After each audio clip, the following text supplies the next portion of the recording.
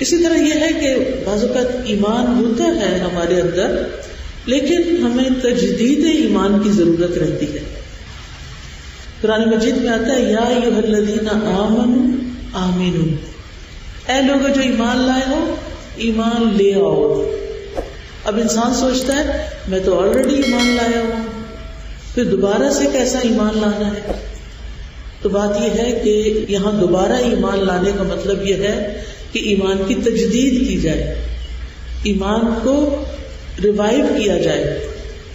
اور کن چیزوں سے ایمان ریوائیو ہوتا ہے؟ جہاں اللہ کا ذکر ہوتا ہے، ایسی مجالس میں، ایسی کتابیں پڑھ کے کہ جس سے انسان کے دل میں نیکی کے جذبات ابھرتے ہیں، جس سے انسان کے اندر آخرت کی یاد آتی ہے.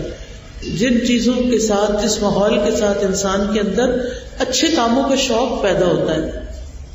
مثلاً آپ خفیہ صدقہ کرتے، کسی کو نہیں پتا، صرف آپ کے رب کو پتا ہے. آپ دیکھیں کسی شدید ضرورت مند کی آپ ضرورت پوری کر دیتے ہیں اور اس کو بھی نہیں پتا چلتا کہ کس نے میری ضرورت پوری کی، لیکن اس کے بعد آپ کے دل میں ایمان کی ایک حلاوت پیدا ہو جاتی ہے کیونکہ آپ نے وہ کام اللہ کے لیے کیا ہوتا ہے. آپ کو یہ یقین ہوتا ہے کہ اس کا ریوارڈ مجھے اللہ تعالیٰ دے گا. تو اس طرح بہت سے کام ایسے ہوتے ہیں، اور ان کاموں کے آگے میں کچھ نشاندہی بھی کروں گی کہ وہ کام کرنے سے انسان کو اللہ تعالیٰ کی محبت حاصل ہوتی ہے.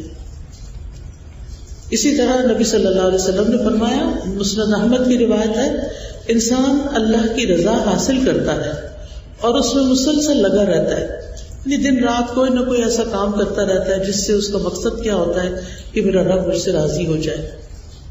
تو اللہ تعالیٰ جبریل علیہ السلام سے فرماتا ہے کہ میرا فلاں بندہ میری رضا کی تلاش میں ہے، وہ مجھے راضی کرنا چاہتا ہے، آگاہ رہو، اس پر میری رحمت ہے. یعنی جو بندہ اللہ کو راضی کرنے کے لیے کوشش کرتا ہے، اللہ تعالیٰ اس پر اپنی رحمت فرماتا ہے. جبریل علیہ السلام کہتے ہیں کہ فلاں آدمی پر اللہ کی رحمت ہو، حاملین عرش بھی یہی کہنے لگتے ہیں اور ان کے آس پاس کے فرشتے بھی یہی کہنے لگتے ہیں، حتیٰ کہ ساتوں آسمان والے بھی یہی کہنے لگتے ہیں. پھر یہی بات زمین پر اتار دی جاتی ہے.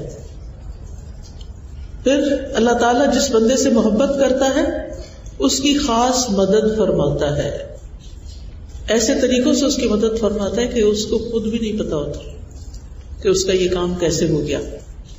ابو ہریرہ رضی اللہ عنہ سے روایت ہے، وہ کہتے ہیں کہ رسول اللہ صلی اللہ علیہ وسلم نے فرمایا، بے شک اللہ تعالیٰ کا ارشاد ہے، جس نے میرے کسی ولی سے دشمنی کی، یعنی میرے دوست سے دشمنی کی، میری طرف سے اس کے خلاف اعلان جنگ ہے. اور میرا بندہ جن جن عبادتوں کے ذریعے میرا قرب حاصل کرتا ہے، ان میں سے کوئی عبادت مجھے اتنی پسند نہیں جس قدر وہ عبادت پسند ہے جو میں نے اس پہ فرض کی ہے. کون سی عبادت فرض ہے؟ نماز کے فرض. نوافل بھی اچھی چیز ہے، لیکن اللہ سبحانہ وتعالیٰ کی محبت حاصل کرنے کے لیے سب سے پہلے ہمیں اپنے فرائض ادا کرنے پر توجہ دینی چاہیے.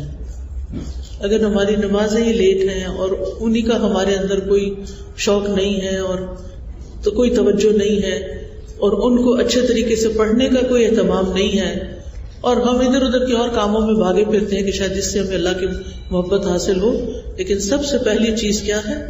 نماز کو اچھے طریقے سے پڑھنا. اس کے بعد نوافل، جیسے نماز ہی کے نوافل ہیں، روزوں کے نوافل، حج، عمرہ. تو فرمایا کہ میرا بندہ نوافل کے ذریعے سے مجھ سے اتنا قریب ہو جاتا ہے کہ میں اس سے محبت کرنے لگ جاتا ہوں. ہم میں سے کتنے لوگ نوافل کا اہتمام کرتے ہیں، چاہے نماز کے بعد کے نوافل ہوں یا پھر اشراق کے، چاشت کے، یا استخارے کے، یا اور بھی کوئی مشکل آنے پر اللہ کی طرف رجوع کرنا، تہجد ہے، قیام اللیل ہے. تو فرمایا میرا بندہ نوافل کے ذریعے مجھ سے اتنا قریب ہو جاتا ہے کہ میں اس سے محبت کرنے لگ جاتا ہوں. جب میں اس سے محبت کرنے لگ جاتا ہوں تو میں اس کا کان بن جاتا ہوں جس سے وہ سنتا ہے، اس کی آنکھ بن جاتا ہوں جس سے وہ دیکھتا ہے، اس کا ہاتھ بن جاتا ہوں جس سے وہ پکڑتا ہے، اس کا پاؤں بن جاتا ہوں جس سے وہ چلتا ہے. اگر وہ مجھ سے مانگے تو میں اسے دیتا ہوں، اگر وہ مجھ سے پناہ کا طالب ہو تو میں اس کو پناہ دیتا ہوں. میں کسی چیز میں تردد نہیں کرتا جس کو میں کرنے والا ہوتا ہوں. جو مجھے مومن کی جان نکالتے وقت ہوتا ہے وہ موت کو بوجہ تکلیف پسند نہیں کرتا اور مجھے بھی اسے تکلیف دینا اچھا نہیں لگتا. لیکن اللہ تعالیٰ نے واپسی کا یہ طریقہ ہی ایک رکھا ہے ایسا کہ جس سے ہر انسان کو گزرنا ہے. اب یہ جو بات ہے کہ اللہ تعالیٰ اس کا کان بن جاتا ہے، ہاتھ بن جاتا ہے، باقی چیزیں، اس کا مطلب یہ ہے کہ ان سارے اعضاء کو انسان اللہ کی مرضی کے مطابق استعمال کرنے لگتا ہے.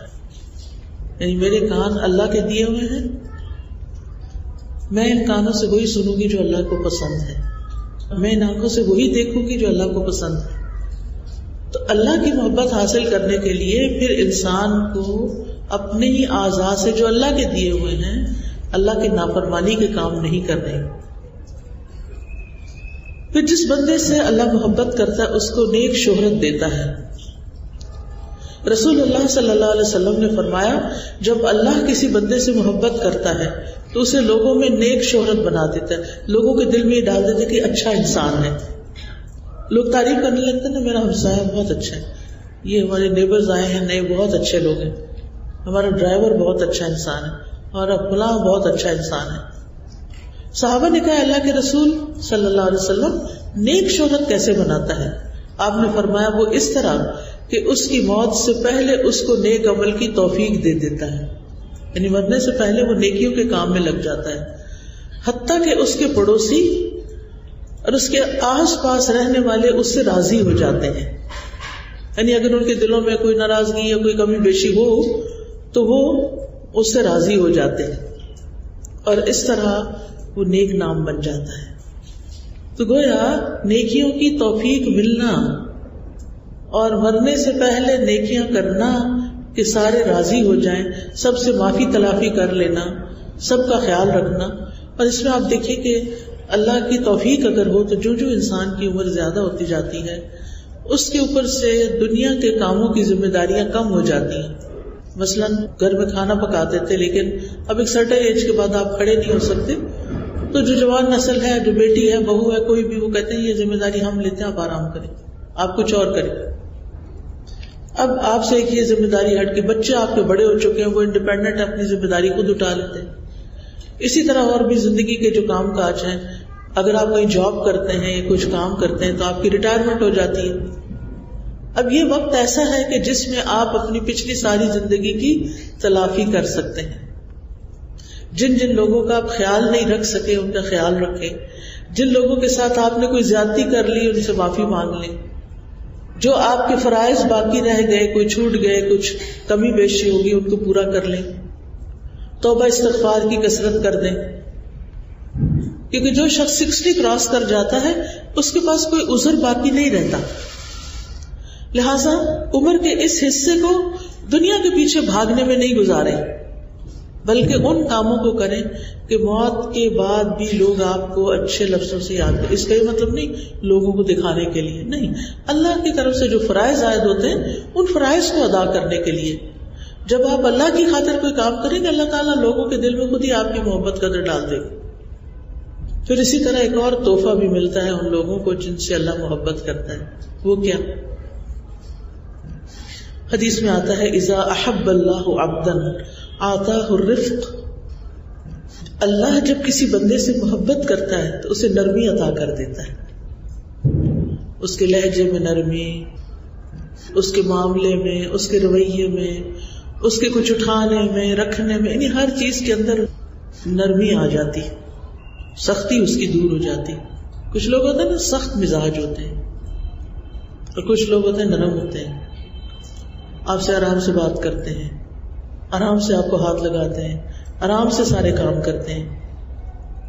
یعنی نرمی صرف انسانوں کے ساتھ نہیں ہوتی، نرمی جانوروں کے ساتھ بھی ہوتی ہے، نرمی برتنوں کے ساتھ بھی ہوتی کہ آپ انہیں پٹخا پٹخا کے نہیں پھینکتے.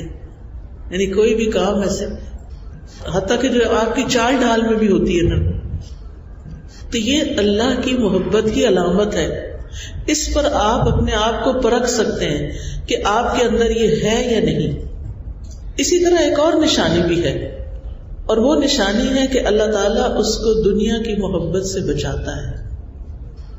رسول اللہ صلی اللہ علیہ وسلم نے فرمایا اللہ عز و جل اپنے جس بندے سے محبت کرتا ہے اسے دنیا سے اسی طرح بچاتا ہے جیسے تم لوگ اپنے مریض کو کھانے پینے سے بچاتے ہو کہ تم اس پر خوف رکھتے ہو، یعنی طبیعت کی خرابی کا خوف رکھتے تو اس کو نہیں دیتے. مثلا گھر میں اگر کسی کو شوگر ہے، آپ کی والدہ یا والد کو، تو پھر آپ کیا کرتے ہیں؟ ان کے سامنے میٹھا وغیرہ نہیں کھاتے، اور اگر وہ کھانے لگے تو آپ ان کو روک دیتے ہیں کہ آپ کی طبیعت خراب ہو جائے گی، آپ یہ نہیں کھائیں، آپ کچھ اور کھا لیں. اگر آپ یوں کہیں گے نا یہ نہیں کھائیں کچھ اور کھا لیں، یہ کھا لیں، یہ زیادہ اچھا انداز ہے، یہ نرمی والا انداز ہے، اور یہ پھر آپ نے کھانا شروع کر دیا، یہ نہ کھائیں، اور ان کے ہاتھ سے پلیٹ چھین لی، یہ سختی کا انداز ہے. اور پھر اس سے بڑا امتحان اپنے ہی بچوں کے ساتھ نرمی، اپنے ہی بچوں کے ساتھ نرمی، ان کو پیار سے بلانا، پیار سے حکم دینا، پیار سے کام کہنا، آرام سے ان کو سمجھانا، ان کی طرف سے آنے والی اذیتوں کو برداشت کر لینا، سہ جانا، پی جانا، اگنور کر جانا، فوری حملہ آور نہیں ہو جانا کہ یہ تم نے ٹھیک نہیں کیا اور وہ تمہاری کام غلط ہے اور تمہاری تو کوئی کل سیدھی نہیں. اس سے اصلاح نہیں ہوتی. ٹھیک ہے ونس ان اے وائل اگر آپ پیار سے ڈانٹ بھی دیں تو ان کو پتا ہوتا ہے کہ ہماری ماں جو ہے وہ بہت محبت کرنے والی ہے اور یہ جو اس نے ڈانٹ پلائی ہے یہ بھی محبت والی ہی ہے، پھر وہ اس کو منفی نہیں لیتے. لیکن اگر آپ کے مزاج میں سختی ہے تو پھر بچے آپ سے بھاگیں گے. پھر کبھی کبھی اگر آپ مصنوعی انداز میں ان سے کوئی نرمی والا سلوک کرتے بھی ہیں تو اس کو بھی وہ ایکٹنگ کہتے ہیں، اس کو وہ مانتے نہیں، ٹرسٹ نہیں کرتے. لہذا اس نرمی کو مزاج کا حصہ بنائیں، آہستگی اور نرمی کو. نرمی اختیار کرنے کے لیے آہستگی بہت ضروری ہوتی ہے، کیونکہ جب ہم چیزوں میں بہت جلد بازی کرتے ہیں نا تو وہاں مشکل ہوتی ہے. پھر اسی طرح قرآن مجید سے ہمیں پتہ چلتا ہے کہ اللہ تعالیٰ کن لوگوں سے محبت کرتا ہے. اللہ تعالیٰ محبت کرتا ہے ان سے جو اللہ سے محبت کرتے ہیں. قرآن مجید میں آتا ہے یحبہم و یحبونہ، اللہ ان سے محبت کرتا ہے اور وہ اللہ سے محبت کرتے ہیں. یہ کون لوگ ہیں؟ فرمایا اے لوگوں جو ایمان لائے ہو، تم میں سے جو کوئی اپنے دین سے پھر جائے تو اللہ عنقریب ایسے لوگ لے آئے گا کہ وہ ان سے محبت کرے گا اور وہ اس سے محبت کریں گے. مومنوں پر بہت نرم ہوں گے، کافروں پر بہت سخت ہوں گے، اللہ کے راستے میں جہاد کریں گے اور کسی ملامت کرنے والے کی ملامت سے نہیں ڈریں گے. یہ اللہ کا فضل ہے، وہ اسے دیتا ہے جس کو وہ چاہتا ہے، اور اللہ وسعت والا سب کچھ جاننے والا ہے.